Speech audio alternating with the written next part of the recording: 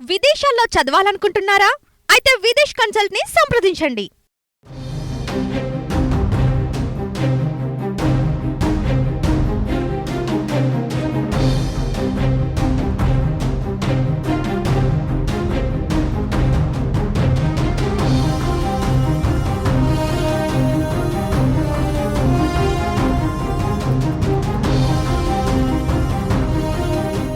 ఎన్నికల సమయంలో ఇచ్చిన హామీలను కూటమి ప్రభుత్వం ఒక్కొక్కటిగా అమలు చేసుకుంటూ వస్తుంది. ఈ క్రమంలో తల్లికి వందనం పథకాన్ని అమలు చేసేందుకు సీఎం చంద్రబాబు ఆధ్వర్యంలోని కూటమి ప్రభుత్వం రెడీ అవుతుంది. తాజాగా ఈ పథకం అమలుపై ముఖ్యమంత్రి చంద్రబాబు కీలక ప్రకటన చేశారు. ముఖ్యమంత్రి చంద్రబాబు నాయుడు అధ్యక్షతన సచివాలయంలో జిల్లా కలెక్టర్ల సదస్సు జరిగింది.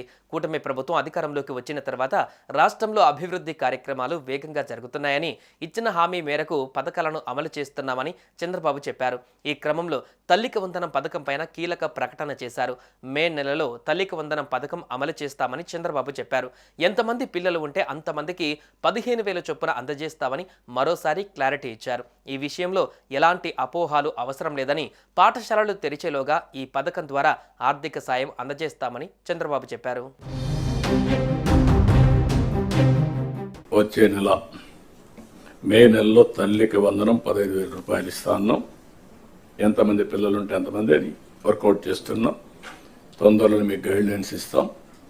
దాన్ని ప్రాపర్గా ప్రిపేర్ అయ్యి ప్రాపర్గా డిస్ట్రిబ్యూట్ చేసే పరిస్థితి రావాలి. బిఫోర్ స్కూల్స్ రీఓపెన్ దీన్ని మనం వాళ్ళకి అందజేయాల్సిన అవసరం ఉంది. అన్నదాత కింద 3 ఇన్స్టాల్మెంట్స్ ఫ్రమ్ నవ్ ఆన్వర్డ్స్.